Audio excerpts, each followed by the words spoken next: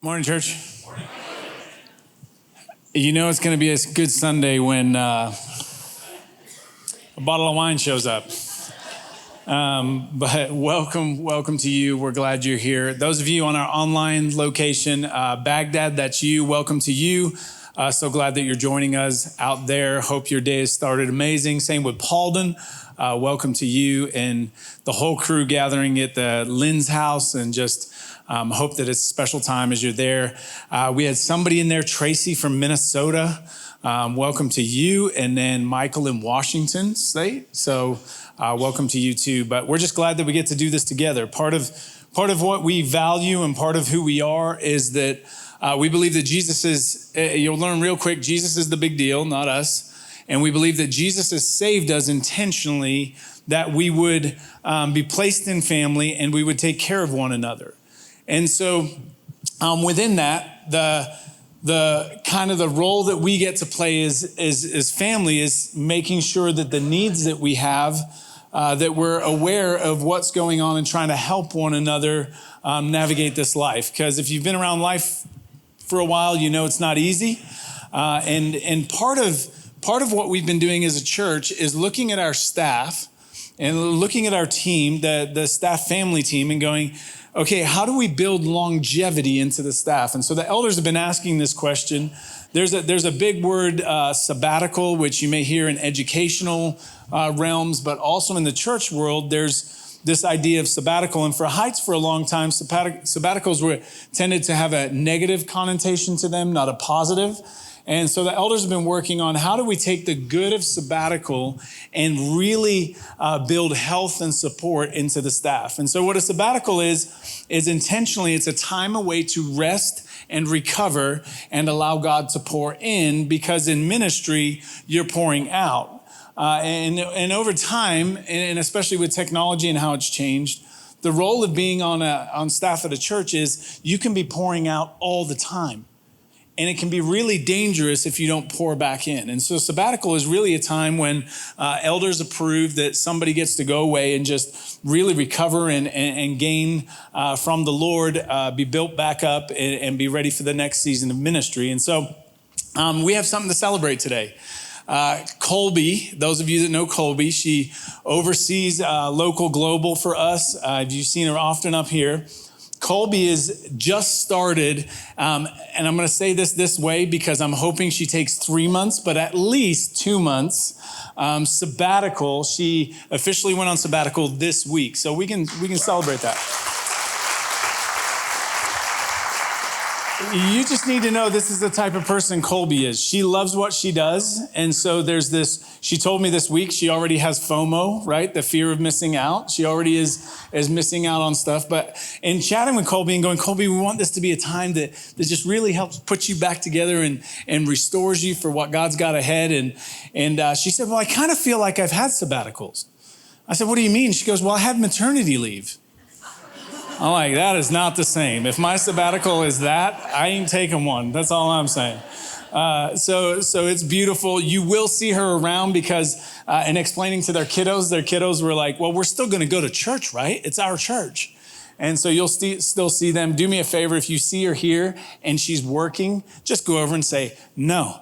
You need to go just sit down. You don't need to serve right now. So, but it's beautiful, and we hope if you don't see her for a couple of months, that's what's going on. So we have been in a collection of talks specifically wrapped around the center of all things. And so the large idea behind it, to catch you up, is looking at the Bible, looking at the Word of God and going, okay, all the way through the Bible, you should be able to see Jesus. The whole thing is about Jesus.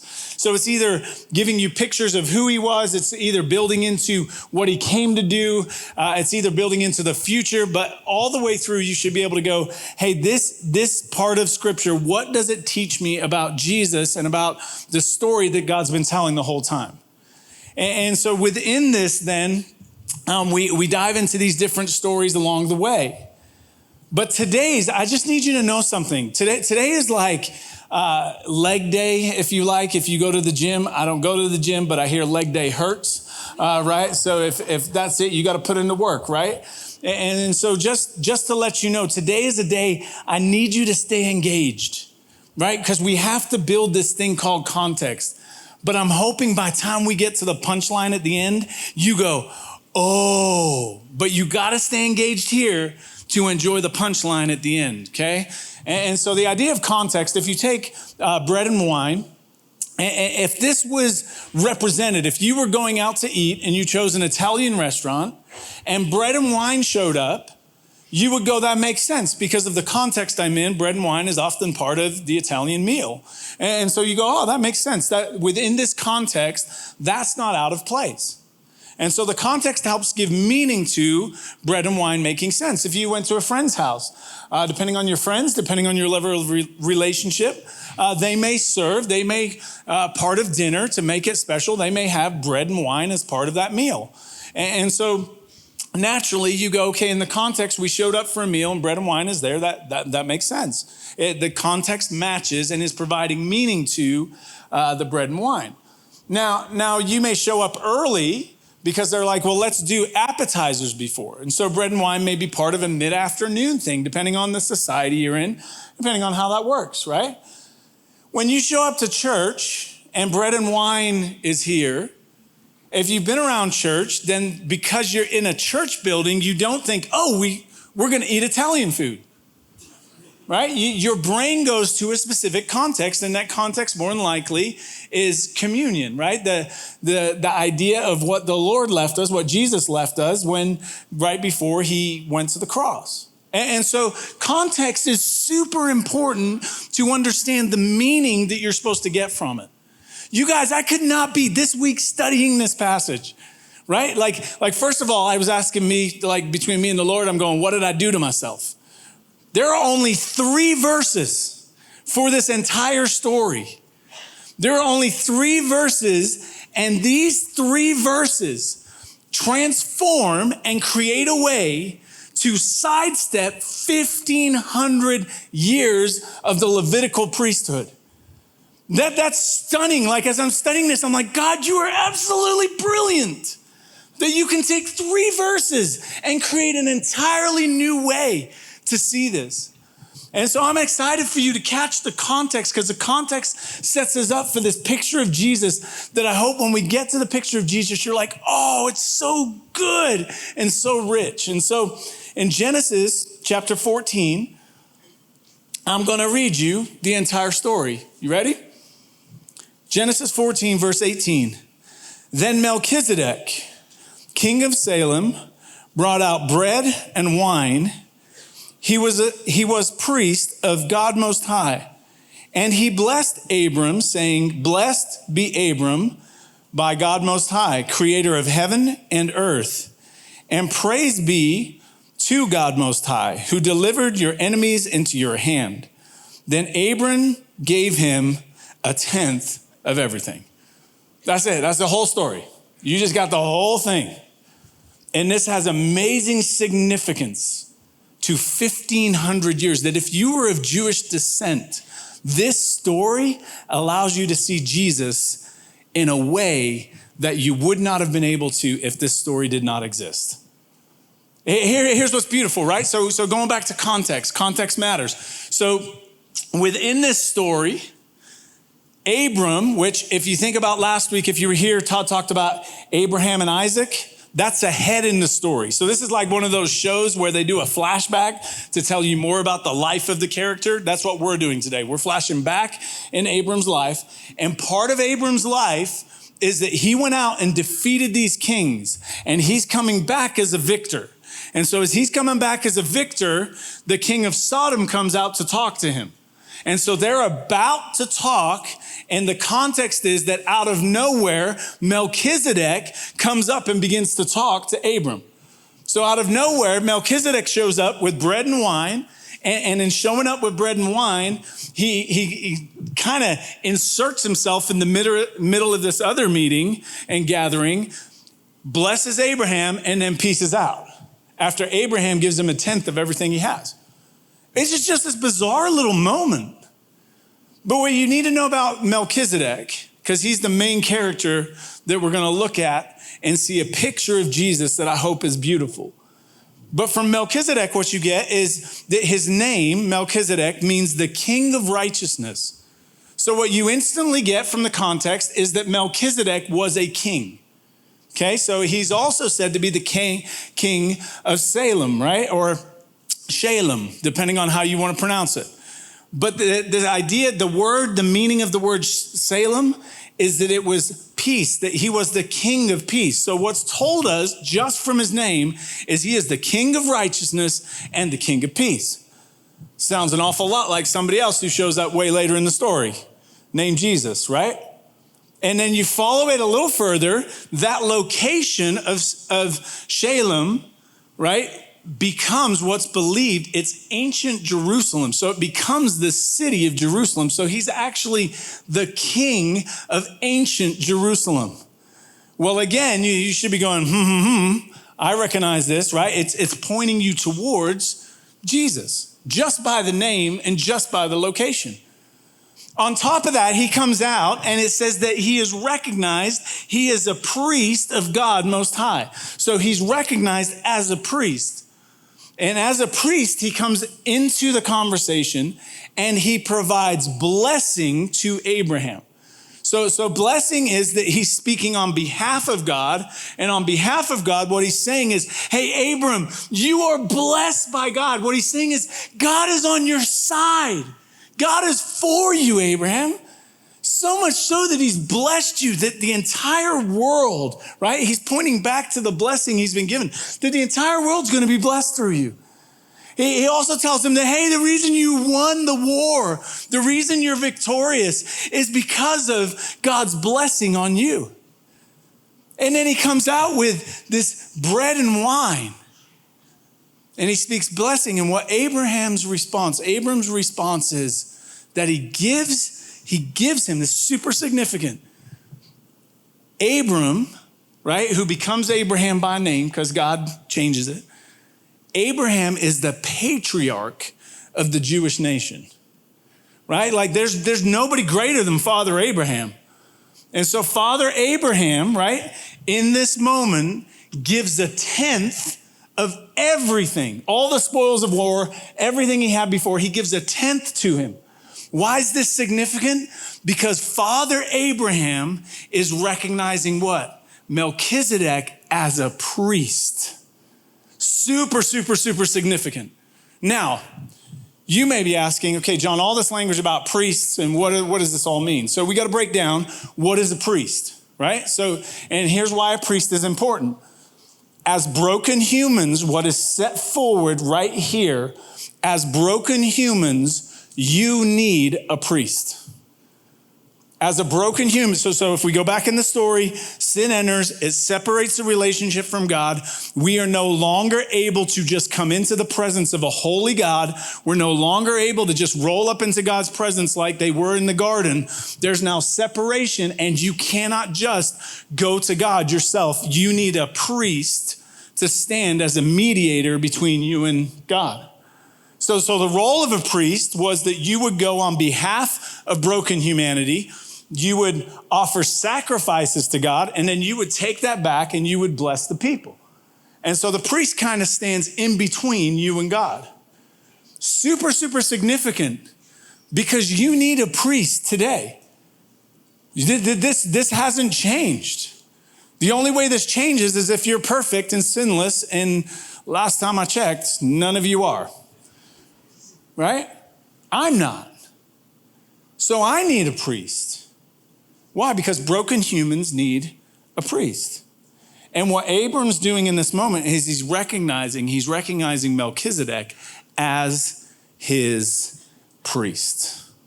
Super significant. Now, again, like I said, context is key, right? We have to understand context to be able to pull all of this out. So I want to just kind of show you, and hopefully it makes sense, but I need help. So if you're willing to come on stage, there are no lines. I just need you to stand there. I won't make fun of you, I don't think.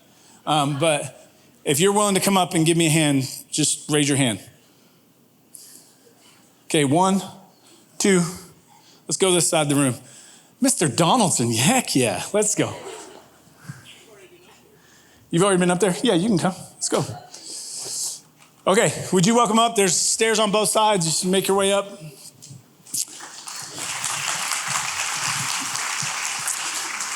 Robert, would you stand right here for me? That'd be great. Okay, you're going to stand right here, my friend. Thank you. You'll stand right here, right behind him. And you'll stand right here, right behind him. Thank you. Thanks for doing this. Let's give him a hand again. So here's why context is so important. What you have on this side is what God set up 500 years later from when Abram met Melchizedek. So 500 years later, God puts the Levitical priesthood in order. And so on this side, you have the Levitical priesthood that was part of the nation of Israel when it was established. And the Levitical priesthood served in the temple day after day after day. And so the Levitical priesthood ran about 1,500 years. Okay, so you got 500. The gap between this is 500. Now, what I need you to know is some important facts that came out of the story we just read. One of those is that Melchizedek, he doesn't have a birth date. We don't have anywhere in Scripture a reference to Melchizedek's birth date. We don't have a start, a beginning. On the other side, the Levitical priesthood had a very clear beginning because they were born, right? And so they had a very clear beginning. They also had a very clear end. Guess what happened? They died. Thanks. Yep. Feel that way? Appreciate it. And guess what happened? Another priest came in place. On Melchizedek's side, we're told that he is a king. We're told that he is a priest. And so he holds both offices, king and priest. On this side, the tribe of Levi, guess what? They did not. He's just a priest. Sorry, you don't get the king thing. I don't know, right? He's just a priest. He holds the office of priest. On this side, it does not say that there was any term of office. It does not say that Melchizedek only served so long. All we know is that he is a priest of God. We know he does not have a beginning. He does not have an end. So there is an eternal nature to Melchizedek. There's an eternal nature to his office as a priest. Versus on this side, after about 25 years, right? Or if it ended sooner with death, this priest had to step out of the office. And so you can go off to the side, give him a hand. And another priest would step up in their place. Now, here's where it gets interesting, right? Because you have Melchizedek. Melchizedek shows up with bread and wine. Now, why is bread and wine so important in that context? Remember, the context is that they've come back from war. They're exhausted. They've given everything they can to this battle. And what bread and wine is seen as nourishment and refreshment and building back up. It's provision for their needs. But on this side, if you came to the priest and I was going to bring the offering of bread and wine, I have to bring it to the priest. The priest is not providing it for me. Now here's where it gets even more so, right? Because on this side, while provision is being brought in the Levitical priesthood, you had to bring your provision. But here's what's crazy. This priest is broken just like you and me because they had a birth date. Right? They were born into this human race. So this priest would have to go into the temple and offer their own sin sacrifice. So they'd have to go before God. Remember, they're a mediator for you. But before they can mediate for you, they got to go and go, God, here's my sacrifice. I hope you're satisfied with it. I hope it covers. Meanwhile, if that goes well, they come back and now they take your sacrifice in before God and you hope that goes well. There's not a whole lot of hope on this side. There's not a whole lot of hope within this Levitical priesthood because they were as flawed as you were. But on this side, we have an eternal nature, a kingly priest that has given us a picture. And so you have the two priesthoods, if you like, one in the order of Melchizedek and one in the order of the Levitical priesthood. Would you give them a huge hand? Thank you, guys.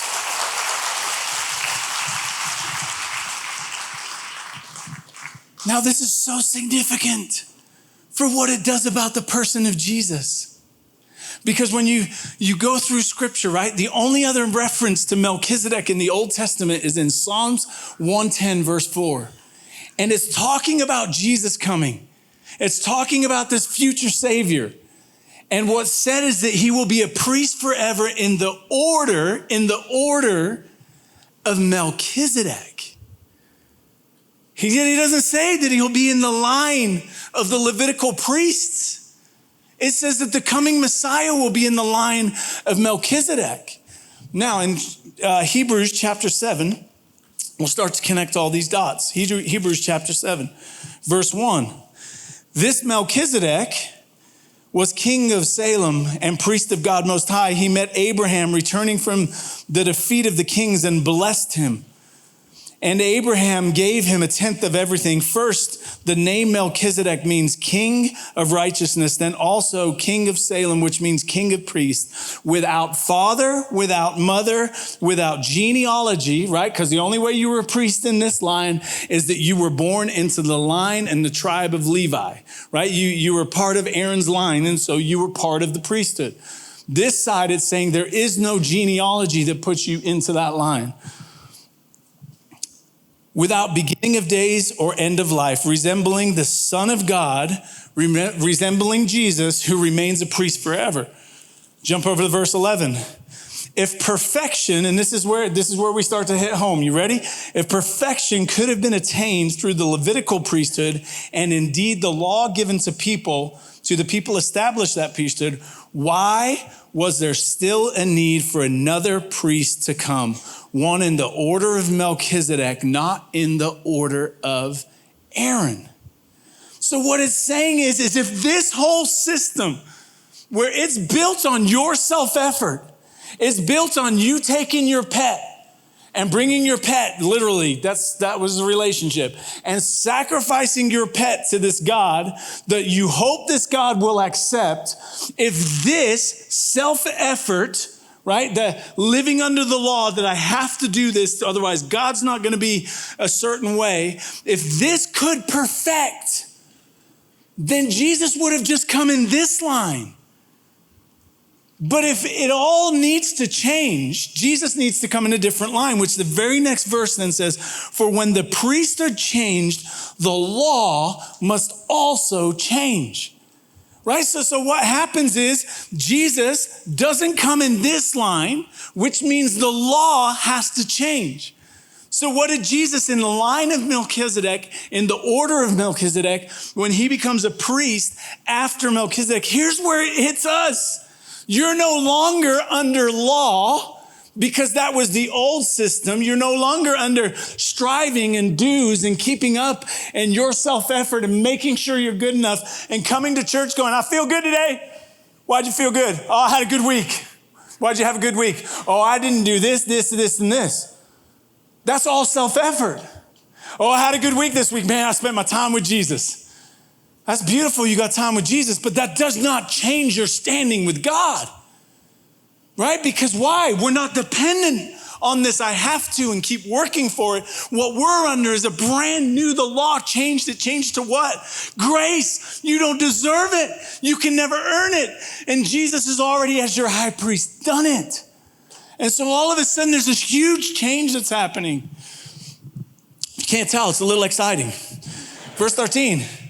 He of whom these things are said belonged to a different tribe. No one from that tribe has ever served at the altar. For it is clear that our Lord Jesus descended from Judah, right? So now he's saying, wait a minute. Jesus didn't come from this line over here of the Levitical priests. And in regard to that tribe, Moses said nothing about priests. So he's going, well, wait a minute. Jesus is from the line of Judah, and that had nothing to do with the Levitical priesthood. He's outside of the line of priests. And what we have said is even more clear. If another priest like Melchizedek appears, one who has become a priest, not on the basis of regulation as to his ancestry, right? So not according to his line, but on the basis of the power of an indestructible life. For it is clear you are a priest. So this is that Psalm 110 prophecy. You are a priest forever in the order of Melchizedek. The former regulation is set aside because it was weak and it was useless. Here, this life that was set up where year after year after year, you continue to sacrifice for your own sins, that you continue to be good enough and strive and self-effort. It says that the language the Bible uses is this is weak and useless. You trying to do religion on your own strength, hear me, it's weak and it's useless and it will never get you the right standing with God because it can't. And God knew this all along. What is 1,500 years of the priesthood to prove to us that you're not good enough and you never will be? Which is why, remember, broken humans need a priest. Context is everything. We need a priest. Who's going to show up on our behalf and be a priest? Well, one that's in the order of Melchizedek. The former regulation is set aside because it is weak and it is useless, for the law made nothing perfect. And a better hope, remember there's not hope on this side. You don't even know if the priest is going to be accepted. A better hope is introduced by which we draw near to God. Okay. You have a priest today. His name is Jesus.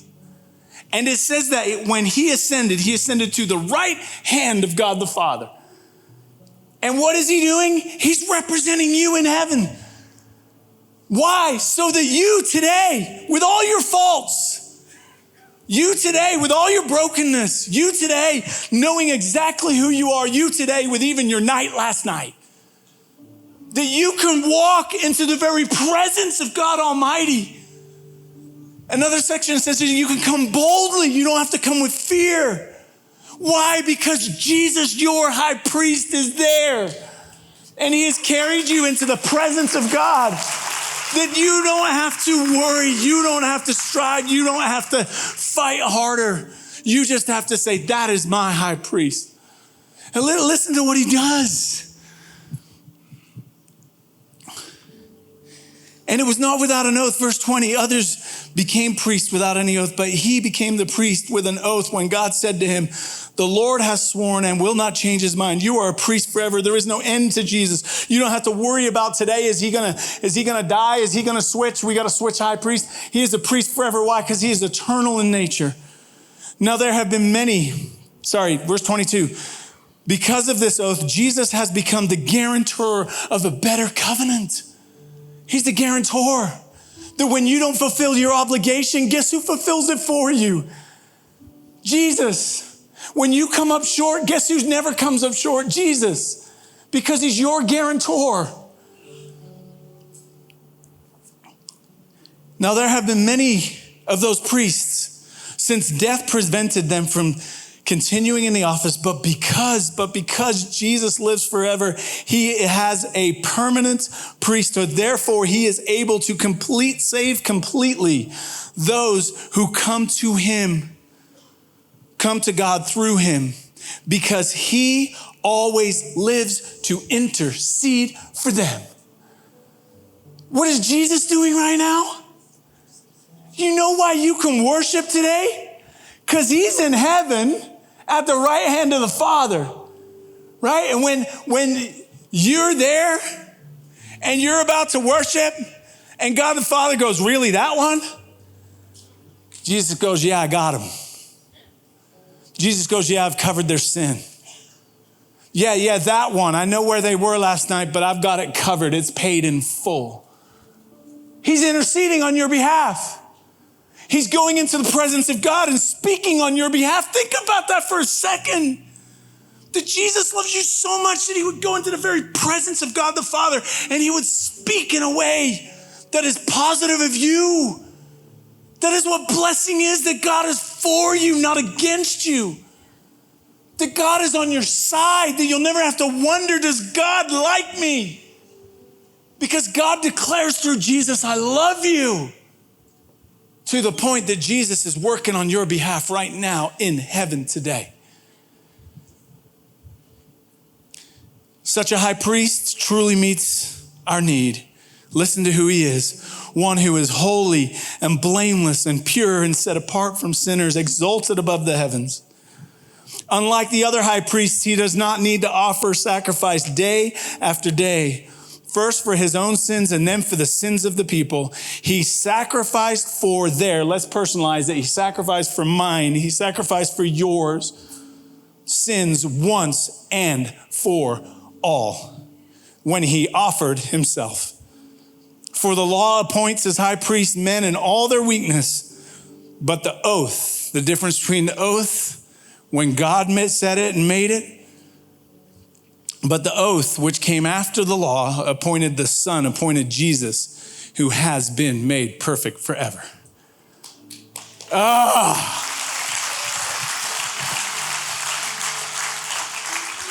But that's not even my favorite picture. My favorite picture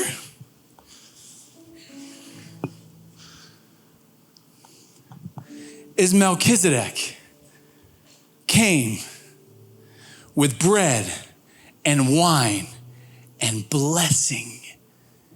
He came with bread and wine and blessing. He came with provision for needs. He came with his own provision. He's not asking from you. He's giving to you. And what he's lavishing over Abraham is blessing. Abraham, God's for you. He's on your side. He always has been. And so there's this beautiful moment with Melchizedek that we see Jesus. Why? Because what did Jesus come with?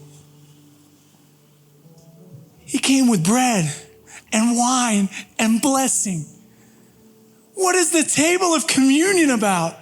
It's about a high priest that shows up with bread and wine. And what does he speak over them? Blessing. Don't miss the moment of your high priest today. What did his blessing look like? Well, there's this bread, and it's my body that is given for you. Connect the dots. We needed a sacrifice to take our place. Who took our place? Jesus. His body shows up and he goes, my body's for you. I got you covered. Think about the blessing. He took the cup of wine and he speaks in the cup of wine. He goes, and in this wine, in my blood, there is a new covenant. A new covenant could only come because the priest didn't come in the line of the Levitical priesthood. A new covenant could only be established because he came in the line and the order of Melchizedek. How important is Melchizedek?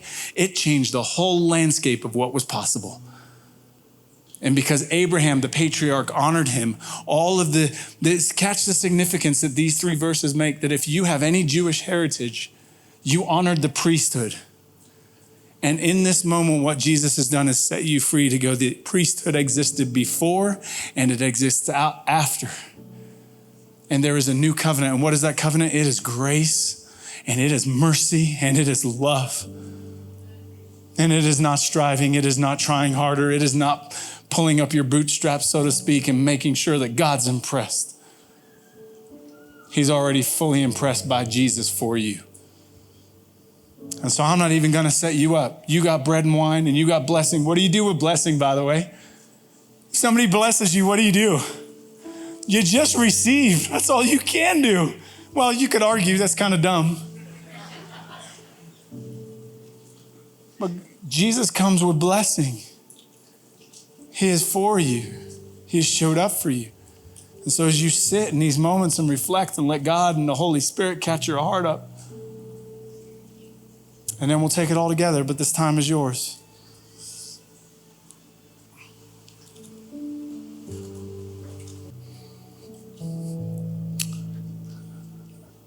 I love that because of those three verses, Jesus is both king and priest today.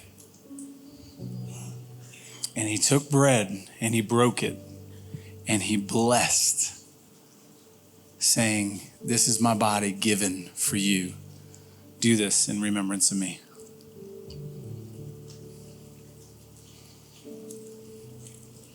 And that priest established a new covenant. That king established a new covenant. And what was it?